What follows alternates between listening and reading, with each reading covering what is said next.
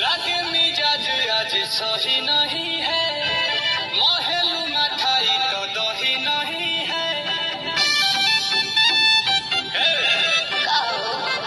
लगे मिजाज आज सही नहीं है, महलू मठाई तो दही नहीं है। पान मछली कैसे खोले राजा जी, खोले राजा जी।